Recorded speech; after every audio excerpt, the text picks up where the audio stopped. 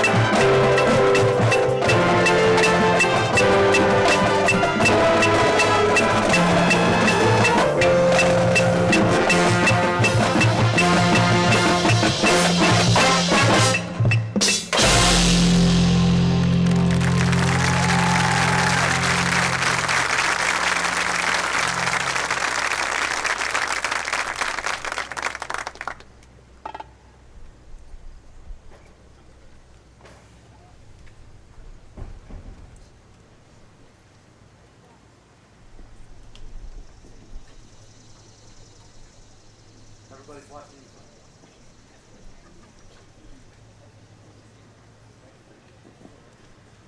Please stand for the reciting of the pledge and the singing of the national anthem.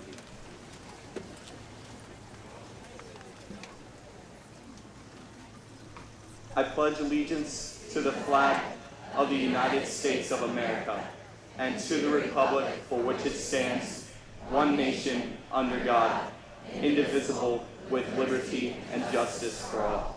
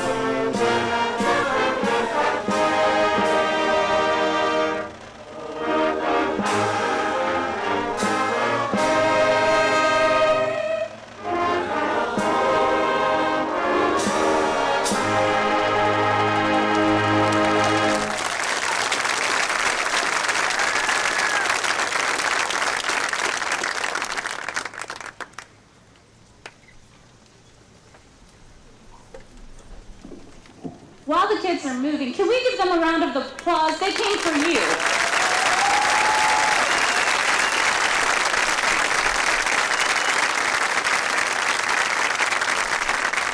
When I told the kids that we were going to come and we were asked to do Convocation Day, we talked about what this day is for us as a staff, and that is the first day where we come together and we remember why we are here, and that is to help these kids grow and become wonderful examples of service in our community wherever they go. So, Singers is going to perform a song that we learned this summer. It's our closer for the show. It's called We Own the Night, Gold Forever. I ran past them how I was going to present this to you. And so, please laugh, because they told me I'd get crickets. I said, we have to work our contract during the day, but we own the night, right? Yeah, see?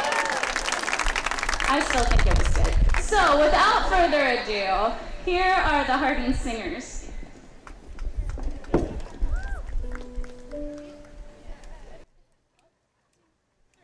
May our hearts be full like our dreams tonight. May we sing and dance till we lose our minds. We are only young if we seize the night. Tonight we own the night. Tonight we own the night.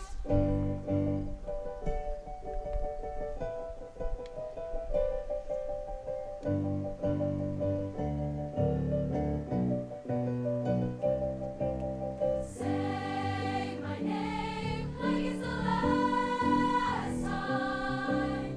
Live today like it's the last night. When the soul feels like the glow, you will remember you got me and I got you. 'Cause we are butterflies, butterflies. We were meant to fly, you and I, you and I.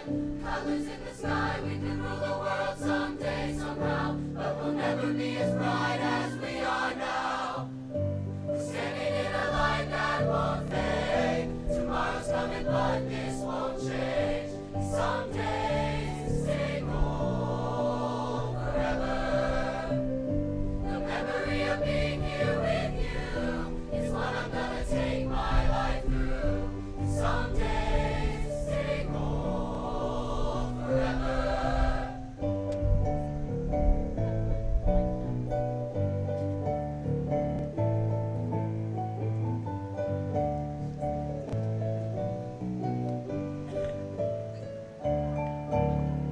Hey, everybody's got a dream, so what do you say? Are we making history? Tonight we own the night.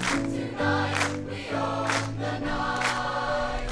Who knows what tomorrow will hold, but I know that we'll be alright. We're standing in a light that won't fade. Tomorrow's coming, but this won't change. Someday stay gone forever. The memory of being here with you Is what I'm gonna take my life through. This day will be gold. tonight will be gold, gold forever.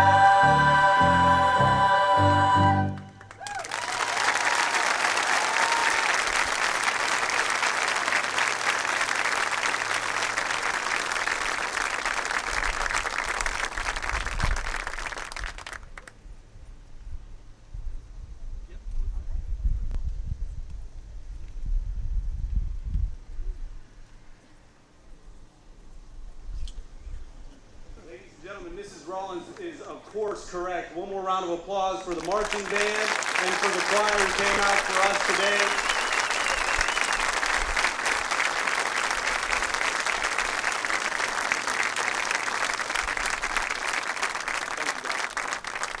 So we all know one of the most important things as teachers and educators is the ability to adapt and overcome. We have a group of preferred community members who are coming in and having seats. You can imagine I didn't want them to necessarily have to sit in front of the percussion section while they were playing. So while we make this move now, please let me just say Welcome, Marion City School staff, to the school year 2017-18. No. This weather, that music, ladies and gentlemen, welcome, Marion City School staff, to the school year 2017-18. That's better, that's all right. Thank you. You guys can go ahead and have a seat, thanks. Thank you to the band. It's wonderful to see you as we prepare to launch into a new school year. It's obvious that your hard work through this summer has been paying off as you prepare for football games and your competition season. Also to our choir, this is just one of many performances I recognize that you will have throughout the upcoming school year. Your commitment of time and effort to practice in order to perfect each song is obvious as it's paying off. Thank you for sharing your talents with us. Ladies and gentlemen, we have a great mission in Marion City Schools. Our mission is to inspire a community of achievement. Clearly, examples like Mr. Hartman and Ms. Rollins are testaments to that. Thank you to you two for your leadership through education.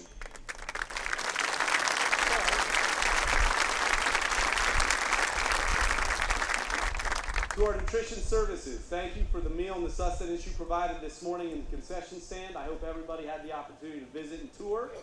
Thank you to the maintenance and ground staff for your preparation and opening this facility for us today. Marion City Schools, I want to talk to you about the expectation this year of extraordinary. Johann Wolfgang von Goethe said, "If you treat a man as he is, he will remain as he is. But if you treat him as he ought to be and as he could be, he will become what he ought and could be." I want to welcome you to this extraordinary year. Before we officially begin, I want to recognize the members of our Board of Education who have also joined us today. President Mr. Steve Williams,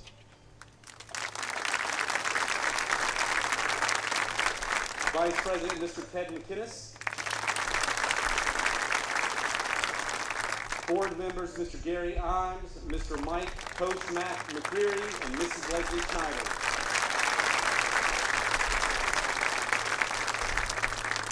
Board, your input has guided us to this very important moment in time, which is that we stand upon the precipice of a new year. We embrace it with open arms. At this point, Mr. Williams would like to provide us with a couple of opening comments from the board perspective. Ladies and gentlemen, Mr. Steve Williams.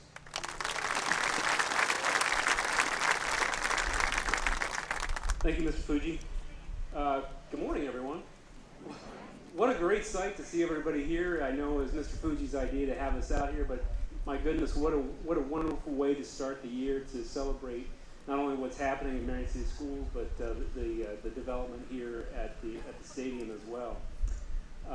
It's just a great sight to see everybody gathered here to launch a new school year. I'm truly delighted to welcome you on behalf of the Marion City School Board, and I'm delighted to welcome you, the many community members that are here who've been in support of Marion City Schools these past few years, and just look to celebrate your support here today too. So thank you to all of you for being here as well. To our amazing staff members assembled in what I hope is a sense of excitement of the school year that awaits. This past year saw some significant impacts made for our children's lives, and I believe Mr. Fuji will begin to celebrate those achievements here this morning.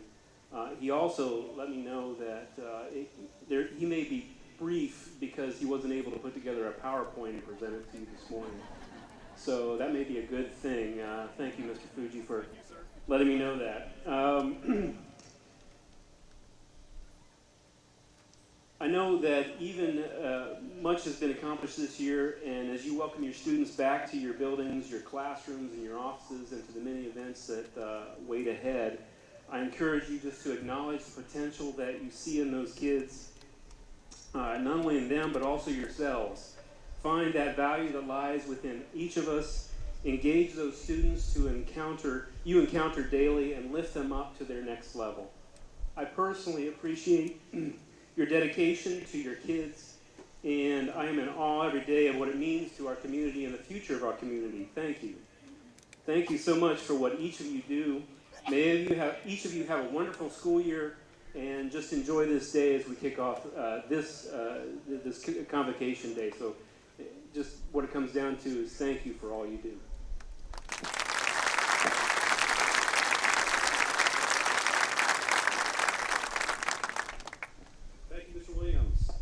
it's my privilege to also express and acknowledge the deep appreciation for some extraordinary community members who have also joined us.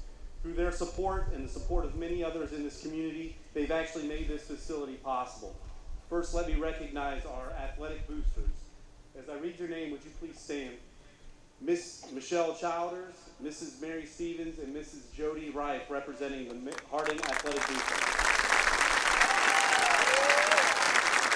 NCBA board member, Mr. Tom Panic. Rushmore Academy board member, Mr. Mike Thomas. Members of the Matthews Auto Group, Jared Haas, Spencer Matthews, and Mr. Thurman Matthews.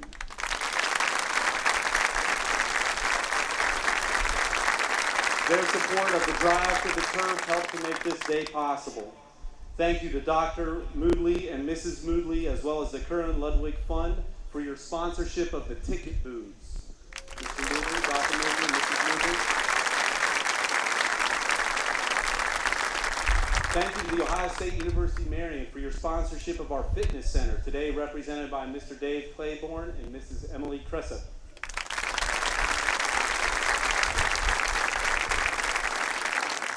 Thank you, Fahey Bank, for your sponsorship of the concession stand. Mr. Carl Hughes, Mr. Jeff Manley, and Miss Stacy Webb.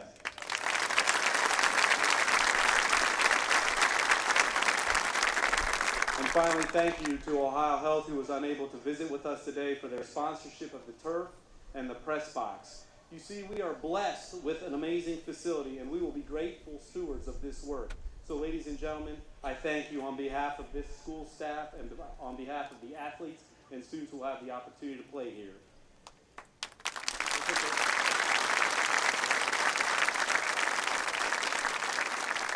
In past convocations, we have heard from Mr. Barber about the Tour de France. We've heard about bicyclists who form the peloton, and they draft behind one another in order for the perfect time to pull ahead. At that time, we were challenged to pull out of the group and move forward on our own as a school district. We've also heard the story of the young lady in the starfish who was walking on the beach in weather probably very much like this. And she was throwing the starfish back one at a time. And the old man asked her, "Girl, what are you doing?" And she said, "I'm making a difference in that starfish's life." So we understood the challenge at that point was to ensure that we made the difference in someone's life. Last year we heard the passion and the plea from Ms. Mariel Summers as she talked about the leader in me and challenged us to continue the great work that is occurring here. Each of those stories was particularly impactful to me. And I really struggled, I have to tell you, with what I could possibly share with you that would be as impactful. I don't know if I came up with it, but I wanted to share a story with you that is both personal and true. And that story is about an A-10 fighter pilot named Captain Campbell. Captain Campbell, whose call sign was not Goose, not Maverick, not Iceman, and for you millennials in the audience, let me share with you, those are the call signs for people who were in Top Gun. Instead, Captain Campbell's call sign was Killer C. In April 2003, Captain Campbell was flying, was in support of the 3rd Infantry Division, who was advancing on the North Baghdad Bridge spanning the Tigris River. They stumbled on a nest of enemy who showered rocket-propelled grenades down on them. The members of the 3rd Infantry Division were pinned in place and they could not make it safely out. They didn't panic, they did what they were taught to do. They radioed for close air support. That close air support came in the force of an A-10 Warthog plane that fired a 30mm Avenger cannon to support them so that they could recover and withdraw. While supporting the troops of the 3rd Infantry, the vehicle, the airplane, was severely damaged. The tail, the fuselage, the cowling, and the horizontal stablers were blown up. Be assured that I know nothing about airplanes, but I can tell you that those are essential parts for flying. All the hydraulic gauges flatlined and the Warthog began to dive into the center of Baghdad. It's not a situation any of us want for our American pilots. Killer C glanced down at the ejection handle for a moment and considered ejecting, but that too would be unacceptable as it would place an American pilot in harm's way. So instead, Killer C moved the piloting from automatic to manual. Moving the stick into manual means using your own arm strength to pull heavy steel wires anchoring flaps. The best analogy I can give you is this. It's essentially like driving a vehicle with flat rear tires while you're being shot at and your vehicle weighs 12,000 pounds. A challenge. Campbell was able to control the plane and fly out of Baghdad back to the American base in Qatar. The flight took over an hour, further exhausting the pilot's arm strength. Before landing, the pilot had another decision to make. Does the pilot eject now in safe territory or attempt to rescue the plane? Complicating that decision were these two factors. Number one, there's only been 3 attempts at landing a plane, an A-10 Warthog in manual. The first 2 destroyed the plane and killed the pilot. The third one, the pilot was able to live, but the plane was still destroyed. In addition to that, another complicating factor was the idea that this is only rehearsed for in simulations. No matter how realistic a simulation is, it can't replicate those types of experiences that a pilot was facing. So, in spite of these factors, Killer C decided to land the plane in manual. Let me tell you, this story ends with the safe landing of the plane. Not only did Campbell land the plane safely, but also earned the Distinguished Flying Cross, which was the highest commendation awarded to United States Air Force personnel. And Captain Campbell saved the lives of every member of the 3rd Infantry Division. I had 2 buddies in the division on that day. I hope that I have been able to articulate to you just how incredible of a pilot Captain Campbell is. Captain Kimberly N. Campbell, whose real call sign was Killer Chick, was 5'4", weighed 115 pounds on that fateful day. You can look it up on Wikipedia. I don't know her weight. That's what it says. Kim saved the lives of 2 of my friends and every member of the division that day, and I think that there are several important lessons that we can take from her. Lesson number 1 is that she was extraordinary. She was not average. The Air Force did not design planes for people like Kim Campbell, who in fact, the A-10 Warthog was designed in the 1970s. Women weren't even allowed to fly into combat until Congress passed an act in 1993. The plane was not designed for her initially, but it was fit for her. Campbell's own word says that every time she climbs into the cockpit, she has to adjust the seat to its maximum height and move the pedals all the way back so that she can reach them. The plane, you see, the cockpit, was designed for extraordinary people. And to me, that's the lesson. The lesson is that fit creates opportunity. If our environment is a bad match with our individuality, we have no chance to be extraordinary. Our performance will be average.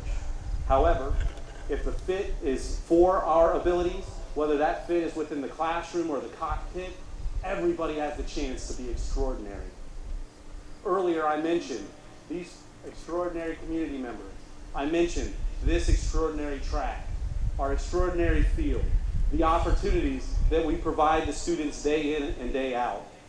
We have worked hard to provide these extraordinary places for students to learn, to grow, and to compete. Your classrooms, the technology, the adaptive software, and we have hired extraordinary teammates. Ladies and gentlemen, if you are a member of OPSI or our classified staff, will you please stand for a moment? We have done hard work to be diligent about hiring extraordinary bus drivers, extraordinary secretaries, extraordinary custodians, extraordinary food service workers, classroom aides, and bus aides. Ladies and gentlemen, these are our colleagues. Please give them a round of applause.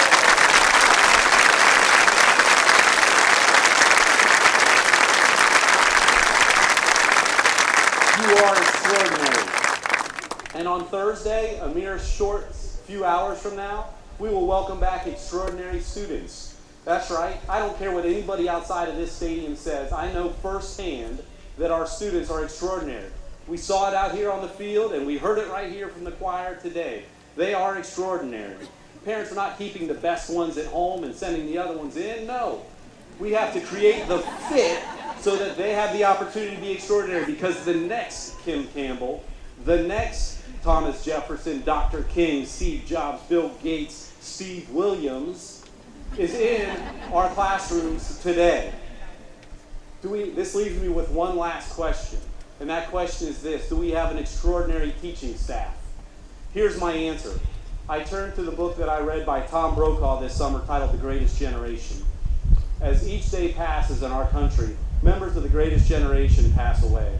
These are the men and women who were born after the Great Depression, who served to protect our freedoms and our values in World War II, Korea, and Vietnam.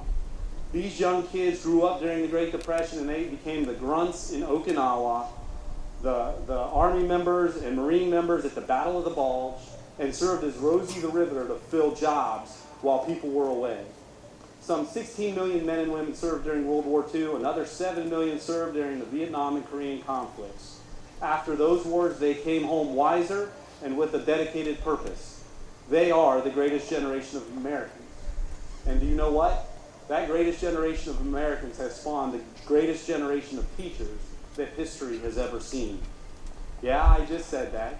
I refer to teachers who teach and enter the classroom today as the nation's greatest in the history of the world. What gives me the permission to say that? Let me share that nationally last year, our graduation rate across the United States topped 80% for the first time in human history. Here in Marion, our graduation rate was 88.9%. That's right! But Steve, you're making the diploma too easy for them to get. No, we're not. Their graduation requirements are harder and more rigorous than they've ever been. Last year we had 106 students take an AP course. That is 20 more than any year in the last 10 years. That's okay. How did they do on those AP courses? In AP Calculus, as an example, they scored an average of 4.143. Now, for my colleagues who didn't take an AP class like me, because I didn't either, let me tell you, that's out of 5. And our kids scored an average of 4.143. In addition to that, our kids are going off to college more successful than ever. Students who graduated with College Credit Plus 3 years ago, that number was at 89. Last year, or 2 years ago, that number was at 101. Guess what? Last year there were 133 students who took College Credit Plus and earned 982 hours of credit free to them from places like Ohio State and Marion Tech. That is because we have the greatest generation of teachers the world has ever seen. Ladies and gentlemen, poverty skyrockets. We have more challenges than we know what to do with. But because of today's teacher, we now have more hope than ever. If you're a member of Taft Elementary, would you please stand? Taft Elementary's performance index this past year was a 57.9. That's up 10% from 1 year ago. McKinley, would you stand and join them? Go ahead, stay standing. McKinley, would you stand and join them? McKinley's performance index was 62.9. That's up 5% from the year before. George Washington, would you please stand and join them? George Washington, your performance was 61.4, which is up 2% from the previous year. Hayes, please stand. Your performance index was 71.7, up 10%. Garfield, will you stand and join them? Your performance index was 71.3, which is up 6%. And Harrison, would you also stand? Harrison, your performance index last year was 75.3, which was up 4%. Ladies and gentlemen, the elementary staff, every building's performance index increased. Next, Grant Middle School, would you please stand? Your performance index last year was a 67.2, which is up 5%. Congratulations, job well done. Stay standing while I ask these black shirts to join you. Harding High School, will you please stand? Harding High School's performance index was 63.9, which was up 15% from the year before.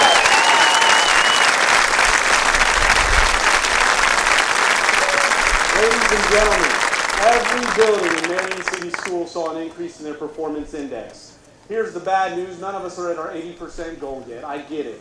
We're not going to be satisfied until we have every child graduating with Diploma Plus acceptance, and that's going to be our goal. But I'll tell you this right now, the greatest generation of teachers has stopped the backward slide in this district and is starting to trend up. As a district, give yourselves a round of applause.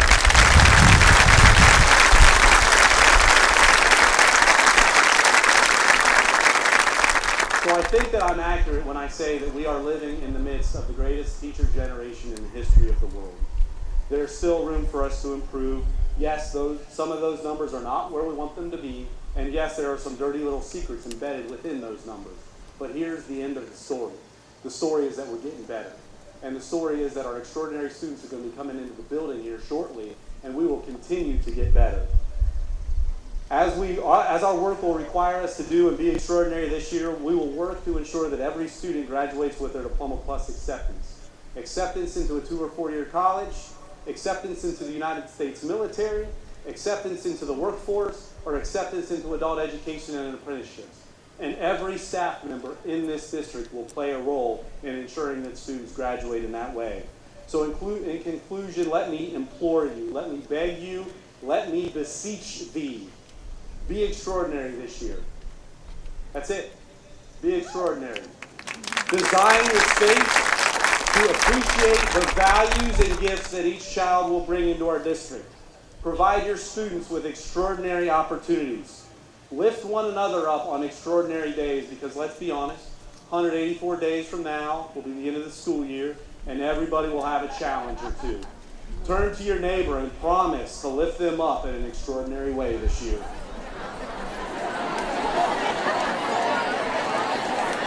Show extraordinary appreciation for one another. If you're not on this bus to do extraordinary things, then find another seat or get off, because I'm telling you, everybody in this district was hired to do extraordinary things. Allow me to leave you with one of my favorite poems that Nelson Mandela recited at his inauguration. It was penned by Marion Williamson and is titled, "My Deepest Fear." My deepest fear is not that we are inadequate. My deepest fear is that we are powerful beyond measure. It is our light, not our darkness, that frightens us the most. We ask ourselves, who am I to be brilliant, talented, gorgeous, and fabulous? The better question is, who are you not to be? Your playing small does not serve the world. There is nothing enlightened about shrinking so that others won't feel insecure around you. You were meant to shine in the way that children do. And as we let our own light shine, we unconsciously give other people the right to let their light shine around us. As we are liberated from our fear, so too do we automatically liberate others. Thank you for your time today.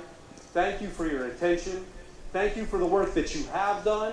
Thank you for the work that you are going to do. Please, ladies and gentlemen, as we lead this community to inspire a community of achievement, know that you go with my best wishes. Now, go be extraordinary. Mr. Hartman and Mrs. Rollins, I'm going to turn it over to you to lead us in the fight song. Staff, please stand, sing along if you know the words. If you don't, clap and sway, because that's what I'm going to do. At the end of this, Harding, get your picture on the 50. Both organizations and associations will meet in Grant Middle School. Thank you. Be extraordinary.